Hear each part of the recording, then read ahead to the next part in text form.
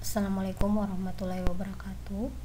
Hari ini saya akan membawakan materi saya kembali yang berjudul pneumonia virus.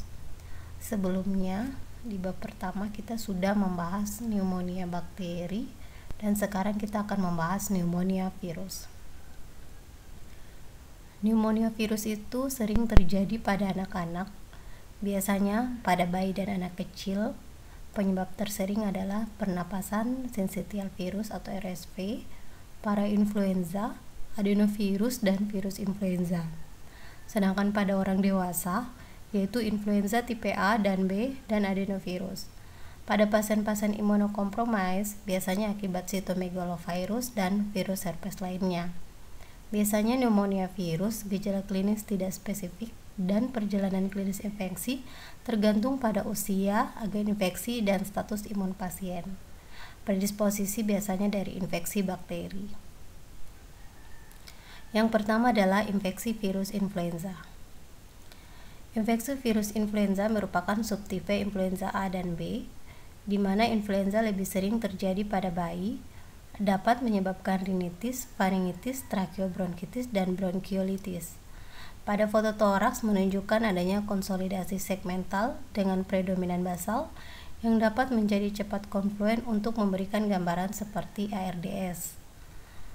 Pada CT scan menunjukkan GGO bilateral difus, konsolidasi, nodul sentrilobular, dan penebalan dinding bronkial. Nah, ini adalah gambaran pada pasien dengan pneumonia virus H1N1 di mana pada fototoraks menunjukkan adanya konsolidasi bilateral dengan dominasi perihilar, dan pada CT scan toraks menunjukkan adanya konsolidasi perihilar bilateral dengan air bronkogram. Berikutnya adalah respiratory syncytial virus. Ini adalah paling umum kita temukan pada anak-anak yang mengarah ke bronkiolitis dan bronchopneumonia. Pada fototoraks menunjukkan infiltrat peribronkial, terkadang konsolidasi lobar atau pembesaran kelenjar getah bening hilar terlihat. Pada CT scan fase awal biasanya ditemukan adanya nodul sentrilobular dan triinbat apparens, dan beberapa variasi CT, GGO, dan nodul menjadi temuan yang paling umum. Pada gambar di samping kita temukan adanya pada bayi muda dengan infeksi saluran pernapasan atas dan klinisnya batuk.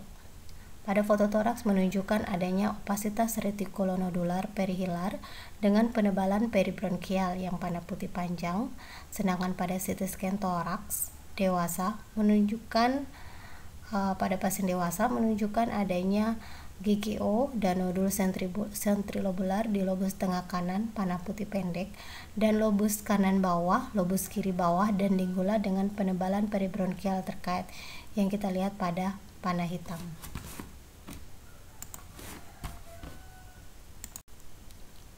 Berikutnya adalah infeksi cytomegalovirus. Ini terlihat pada pasien yang imunokompromis seperti AIDS dan pasien dengan stem cell hematopoietik dan transplantasi organ solid. Biasanya pada CT scan menunjukkan adanya konsolidasi GGO, opasitas retikular, atau nodul sentrilobular.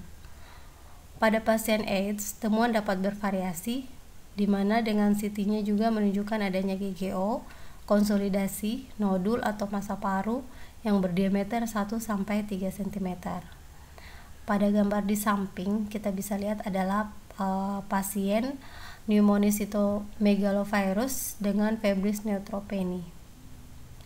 Jadi pada gambar fototoraks menunjukkan adanya GGO di paru bilateral, kemudian pada gambar B menunjukkan adanya GGO difus dan nodul sentrilobular yang tidak jelas serta random di kedua paru.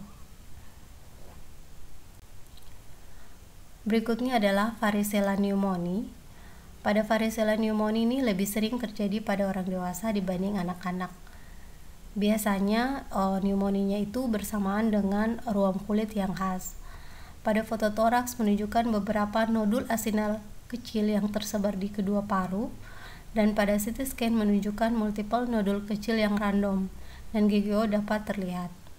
Jadi pada gambar di samping ini adalah pasien dengan varicella pneumonia, di mana pada fototoraks menunjukkan adanya opasitas nodular difus pada kedua paru, Dan pada gambar CT scan menunjukkan adanya beberapa nodul sentrilobular kecil dan nodul random di kedua paru. Terima kasih, demikianlah gambaran pneumonia virus yang saya bawakan hari ini. Mohon untuk di like dan di subscribe ya. Terima kasih.